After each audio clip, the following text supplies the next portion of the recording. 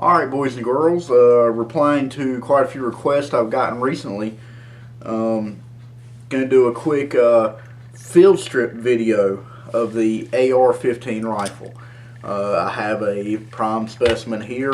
Sorry, doing it all upside down, sitting in the floor, but hopefully we'll get through it. But I have a specimen out of safe here, Smith & Wesson M&P lower. This is one of my favorite uppers. Is an Armalite upper. Glory in these rifles, in case you don't know, most of them are plug and play. Some do require some minor fitting, but these bolt right up and they're actually very tight. But anyways, just for field strip cleaning, I'm probably going to leave on your own. I may give you some tips here and there, but basically cleaning is up to the individual firearms owner and to your specifications. The only person that can tell you when your weapon or firearm is clean is you. I'm not going to sit here. I don't want you to bring it in and ask me, I went through all these Q-tips and I can't find anything. Well, guess what? You're going to shoot the rifle again, aren't you? It's going to get dirty. I don't sit down and spend 4 or 5 hours cleaning my weapon or rifle. But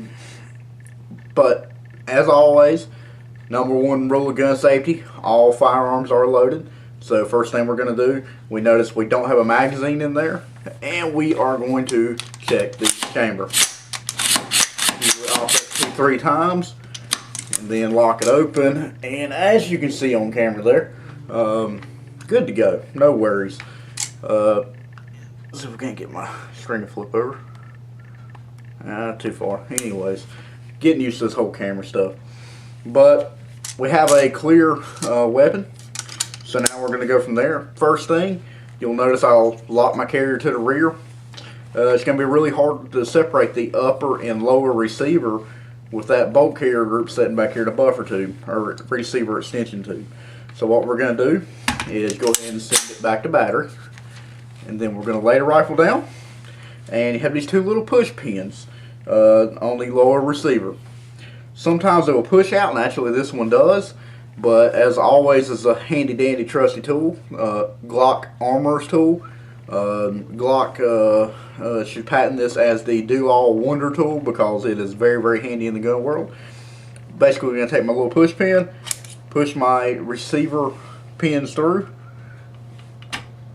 There we go, and voila, we got 2 halves. Down here on the lower end, unless you're comfortable with taking it apart, which is it's not too bad. I mean, these things are actually very simple. Once you've done a couple of them, you'll really have it down pat. But I mean, the only thing that you may want to take out of here, if you're not advanced enough to take it apart and then put it back together and it still work, if you take it apart and, well, basically what I'm saying is if you take it apart and you put it back together and it don't work, it's not my problem. Don't bring it to me. But anyways, the only thing that you may want to take out is you have a buffer here, metallic buffer, and it's being held by a buffer retainer, which basically we're going to take that same Glock tool and depress that buffer retainer, and that's going to allow our buffer to slip by. And you'll notice there is a spring, so we have the buffer and buffer spring. Spray this off accordingly. For the buffer tube, not a whole lot of maintenance to do in there. Nothing major. Lower, set it to the side. The rest of the goods are in the upper. Here, we're going to grab our charging handle, which I have a large badger on this one. Pull it to the rear. Bolt carrier group starts to come out through the bottom. Take it, set it to the side for now. Charging handle, down and out. There's a little notch. You see how the charging handle kind of has it right there, those little bumps on each side?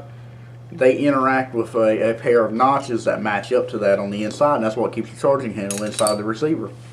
From there, now we have a field stripped AR-15 upper. From there, clean as needed, like I said earlier. It's always important to remember we want to clean from the breech to the muzzle. We don't want to drag crap back in it, we want to push it out. So always when you're cleaning, start on this end, push it that way, out the muzzle. Man, this thing's nasty. Who wants to volunteer to clean this for me? Thank you. But anyways, we'll set it to the side. Charging handle over there, buffer spring over here. To the bolt. This is where a lot of people get confused. there's a lot going on here. Well, not really a lot, but until you understand how it all works together. Our first step to disassembling a bolt carrier group is to remove our firing pin retainer, which is right here. It'll be on the left side of your bolt carrier group. Remember, this is your bolt. You know, imagine we're looking at it from top down like we are now. Left side. There's a little, kind of like a hook in there. Take this awesome do-it-all tool, fish it down in there, probably start from the top, grab firing pin retainer. Word of advice, put it somewhere very, very secure or have a box full of them. This is the easiest to lose part in the AR-15 in my opinion, outside of detents and stuff like that. But anyways, for a field strip purpose, this is the easiest to lose part. So we're going to set this over here. Y'all make sure you keep an eye on that for me. From here, now we can remove our firing pins. Sometimes they will fall out. Sometimes you'll need to bump the back of the carrier a few times. AR-15 firing pin. Pretty interesting looking guy. From there, we have this little piece here, which the name of it just left my mind. Anyways, I'm sure somebody will comment. But anyways, what it does is that it holds the bolt in, and also the firing pin moves through a channel inside of it. The way we get it out is we push our bolt in, all the way into the in battery position. We turn it to where the long edge is like a rectangular shape. So we want the long edge of the rectangle to be parallel with the carrier. And then we pick it up and pull it out. And basically the way it works is we have the rectangle shape we see there. So it's got a hole in it. The firing pin goes through that hole and kind of holds everything together. So basically we're going to set these to the side now. From here, one more thing for basic field strip. Grab our bolt, the little thing that has all the nubs on it, pull it out the front. Voila! There's a bolt carrier, and all the miscellaneous parts we see laying right here. Basically for cleaning, nice nylon brush. There are some fancy brushes and stuff made for these. I shoot mine so much that basically I clean it to where I feel confident in it, and then put it back together. The inside, a lot of people, I've been asked this a lot at work also. They say, what are they talking about a chrome line bolt carrier? You know, that's black. You know, what is that? Well, a lot of times carriers will be parkerized or anodized or several other types of finishes, but whenever it says chrome line, what it's talking about is inside.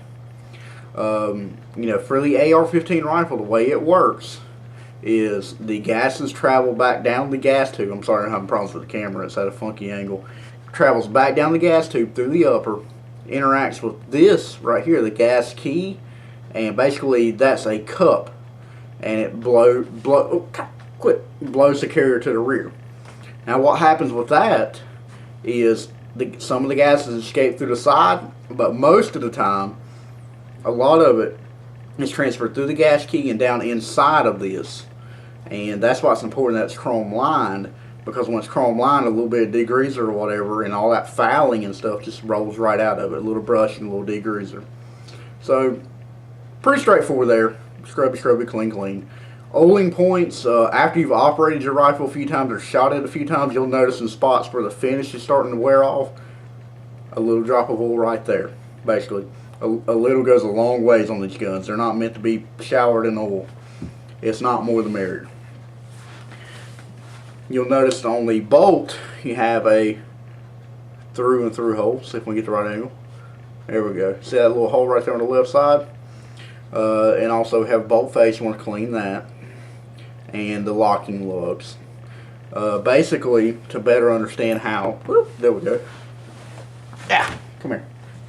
Alright, to better understand, we have, remember that little key that was funky and had the hole in the middle of it that somebody else is going to tell me what the name of it is?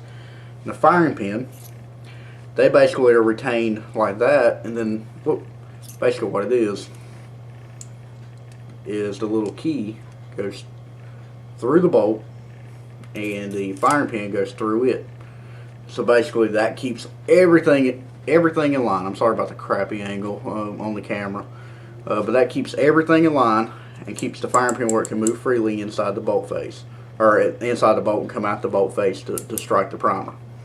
So that kind of keeps everything together. Before we end up with a 25-minute video, let's put this crap back together. One thing I'll go ahead and point out to you, you'll notice the hole goes through on both sides on the bolt. They have specifically designed it to where this little key thing can only go through it one way. One way it drops right in, the other way not quite big enough. So that helps us all out there that, you know, like me, that are kind of a dummy. But basically, from here, we're going to start for bolt. It goes back in the front of our bolt carrier, right in front of the gas key, down and seat it. And now we're going to rotate it, and you got a 50-50 chance until you learn what to look for. And if you line up everything, oh wait, yep, there we go. We put it in backwards. Thank God they didn't let us do that.